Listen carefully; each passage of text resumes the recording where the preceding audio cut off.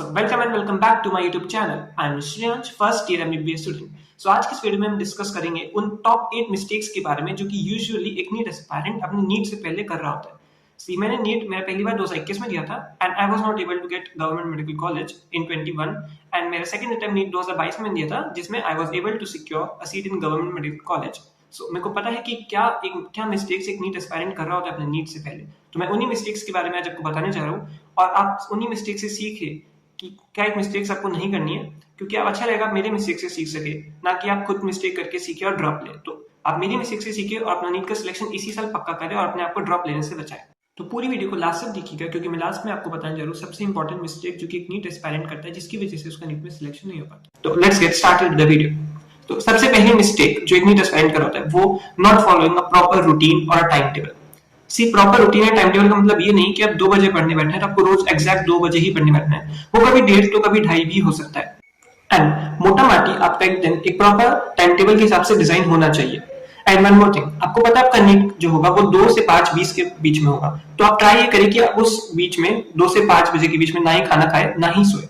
और जिस दिन पढ़ रहे होते हैं, जिस दिन मॉक टेस्ट है तो आपको मॉक टेस्ट उसी टाइम देना है, और जिस दिन मॉक टेस्ट नहीं है तो आप ट्राई करें कि उसी टाइम अपने मैक्सिमम क्वेश्चंस और पीवाईक्यूज को सॉल्व करें।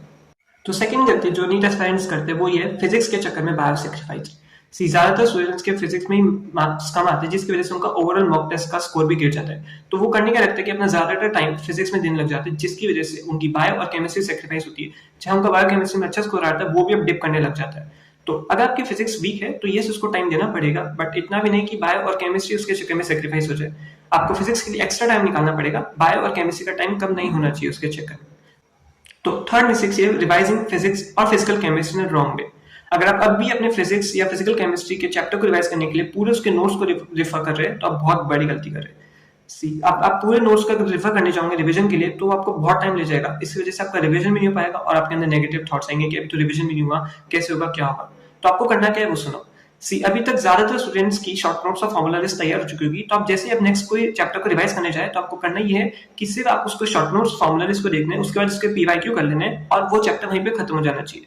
और अगर कोई चैप्टर है ऐसा जिसमें आपको कॉन्सेप्ट्स आपको देखने हैं तो उससे क्या करें, उस चैप्टर के उस पर्टिकुलर कॉन्सेप्ट्स को ही देखे उसके नोट्स में जाके और उस चैप्टर को वहीं पे खत्म करें। तो नेक्स्ट गलती जो कि एक नीट एस्पायरेंट कर रहा होता है वो है रेफरिंग एक्स्ट्रा बुक्स। अगर नीट के आप 1 महीने पहले भी मॉड्यूल्स या कोई भी अदर बुक्स को रेफर कर रहे हो तो आप बहुत बड़ा ब्लंडर कर रहे हो।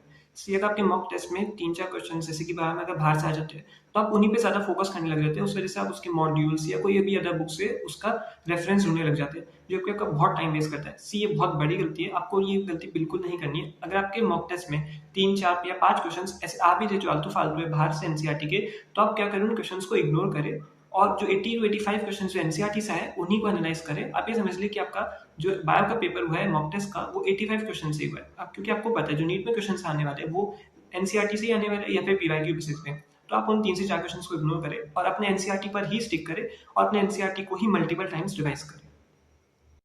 तो जो नेक्स्ट गलती नीट एस्पायरेंट करते हैं वो ये है थिंकिंग ऑफ अनदर ड्रॉप।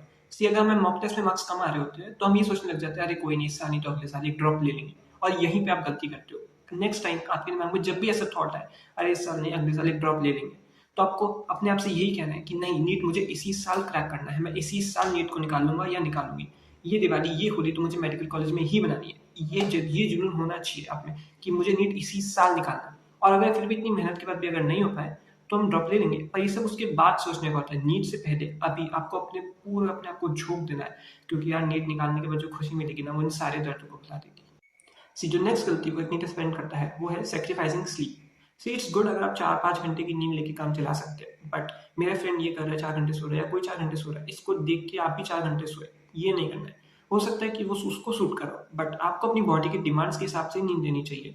अगर आप एक दिन या कुछ दिन 4 घंटे की नींद ले रहे हैं और पूरे दिन भर सो रहे हो, बासी आ रही है, तो उसका कोई मतलब नहीं है, उससे सिर्फ आपकी प्रोडक्टिविटी ही डिक्रीज होगी। तो जितनी नींद लेके आपकी बॉडी फ्रेश फील कर सके उतनी आपको नींद लेनी चाहिए। See, during my NEET preparation, I too used to sleep 8 hours, more than 8 hours. But इसका मतलब ये नहीं कि आप 9 से 10 घंटे सोने लग जाए। अगर ऐसा हो रहा है तो फिर आप नीट का सिलेक्शन तो भूल ही जाओ, क्योंकि आप हासिल को जितना बड़ा करना चाह रहे हो तो उसकी कीमत भी तो बड़ी होनी चाहिए ना यार। तो आपको अपनी नींद लेनी है जितने में आप अपने आप को फ्रेश फील कर सको, ना ही बहुत कम लेनी 4 घंटे या 3 घंटे, उससे भी आपकी प्रोडक्टिविटी डिक्रीज होगी, और ना बहुत ज्यादा भी सोने। तो नेक्स्ट गलती जो कि नीट एस्पायरेंट कर रहा होता है वो है फोन। सी फोन एक सबसे बड़ा डिस्ट्रैक्शन है जो कि आपकी नीट के प्रिपरेशन के बीच में आ रहा होगा। हाँ, ऐसा होता है कि अब लास्ट के 1 महीने में आप बहुत ज़्यादा पढ़ने लग जाते हैं, तो आपका माइंड सैचुरेट हो जाता है। आपका मन करता है बिल्कुल पढ़ने का मन नहीं कर रहा है, तो चलो 10 मिनट फ़ोन चलाते हैं और वो 10 मिनट कब आधे घंटे में बदल जाता है, वो आपको भी नहीं पता चलता। तो मैं आपको फ़ोन बंद करने को नहीं कह रहा, बट हाँ, आपको एक लिमिट पता होनी चाहिए कि मुझे 15 मिनट तो बस 15 मिनट ही फ़ोन चलाना है, वो 20 मिनट नहीं होना चाहिए। जैसे आप अगर ये वीडियो देख रहे हो, तो ये आपका टाइम वेस्ट नहीं है। अगर आपको फ़ोन यूज़ करना ही है, तो आप नीट रिलेटेड वीडियोज़ को देखने में उसका यूज़ कीजिए, जिससे कि आपका माइंड भी थोड़ा फ्रेश हो जाएगा और आपका टाइम भी इन्वेस्ट होगा। तो एट्थ मिस्टेक, जो कि सबसे बड़ी मिस्टेक एक नीट एस्पायरेंट करता है, वो है नॉट एनालाइजिंग द टेस्ट। सी अगर आप रोज टेस्ट दिए जा रहे हो और उसको एनालाइज नहीं कर रहे हो, तो इससे बड़ा ब्लंडर आप कुछ नहीं कर सकते हो। सी अगर आपने इतने सारे अभी तक जो भी टेस्ट दे दिए, अगर आपने अभी तक उसको एनालाइज नहीं करा है, तो आप क्या करें, सारे अपने जो पिछले 3 से 4 टेस्ट हुए उन पेपर्स को लेके बैठे और उसके हर एक क्वेश्चन को आपको एनालाइज करना है।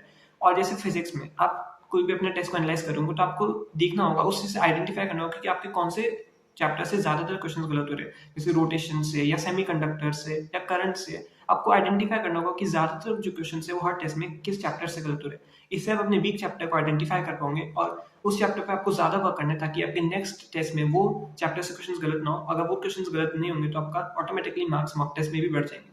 और मॉक टेस्ट हमेशा ओएमआर फॉर्मेट में दे, क्योंकि आपका जो नीट है वो पेन पेपर फॉर्मेट में होगा, तो आपको ऑनलाइन टेस्ट नहीं देने, ओएमआर पर ही टेस्ट देने।